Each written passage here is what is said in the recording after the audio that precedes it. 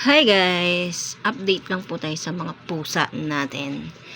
So, meron pala kaming ampon. Ito si ampon namin. Yan, si ampon. Nakita namin yan dun sa labasan. Inampon na namin kasi si Inday bagong panganak.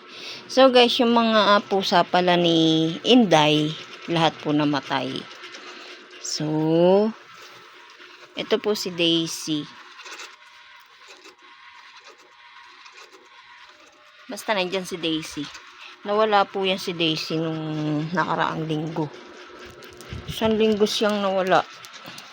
Buti na lang hindi siya nakita namin. Yan ang update. Ayan si Inday.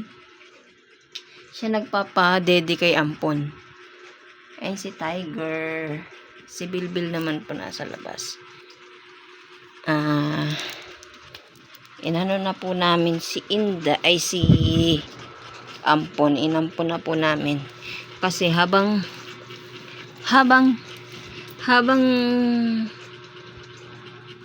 hinahanap namin si Daisy sa labas. Nandiyan si Daisy sa loob yan. Natutulog siya dyan kasama ni Isang. Habang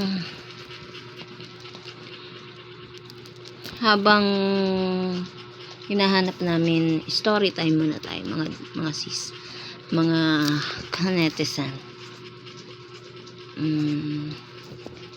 Habang hinahanap namin si Daisy, may narinig kaming pusang umiiyak.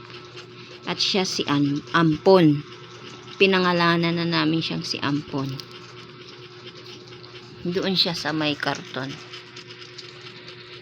Nandyan siya sa karton. Kinuha na namin kasi naawa yung anak kong bunso. Kaya kinuha ko na. Yun yung bahay nila. Yun, may Hello Kitty ako. Hey guys, papakita ko lang sa inyo aking koko.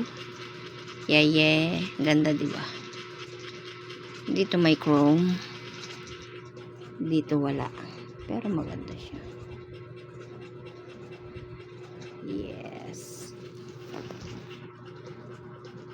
Nagpangalan na lang kami ng Ampon. Ampon. Pinangalanan namin siyang si Ampon.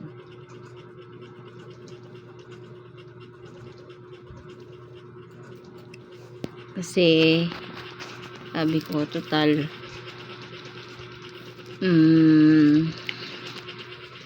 ampon naman siya, kaya sabi ko sige, ampon na lang ang palayaw niya. Ayan guys, malapit na ang Pasko. At saka buti guys, alam nyo, buti na lang nakita ko si Daisy. Nakita ng anak ko si Daisy kasi pinagtanong-tanong namin dyan sa labasan. Kasi hindi naman kasi ako lumalabas.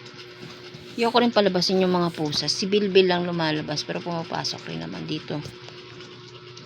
Ayokong palabasin yung mga pusa namin kasi ayoko makaperwisyo. Siyempre, alam nyo naman yung mga pusa pag nasa labas, nakahiga, parang kala mo wala silang pakailam sa mga naglalakad. Dito sa amin may mga bata na naglalakad. Siyempre mamaya pagka natapakan yung mga pusa ko, siyempre kakagatin sila, kasalanan ko pa. Hindi, ang ginawa ko na lang, naisip kong magandang idea, huwag ko na lang silang palabasin, dito na lang sila sa bahay.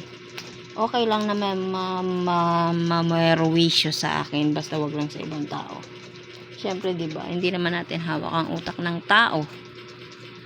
May mga salbahe, kagaya na lang ng mga kapitbahay ko. Kaya dito na lang sila sa loob. Mas maganda pang dito na lang sila sa loob kaysa doon sa labas. Si Bilbil, malaki naman na yun. Hindi naman yun humihiga sa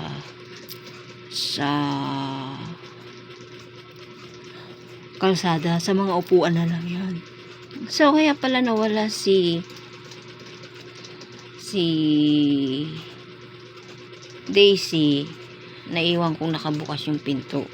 Ang nagbubukas kasi ng pinto, si Tiger. Kasalanan ni Tiger.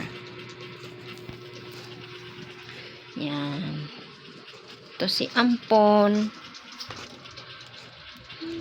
Ang Ang ganda ni Ampon. Ay, lalaki pala siya. Kaya siya si Ampon. So guys, yan lang ang aking update sa aming mga pusa. Diyan na lang. Bye-bye!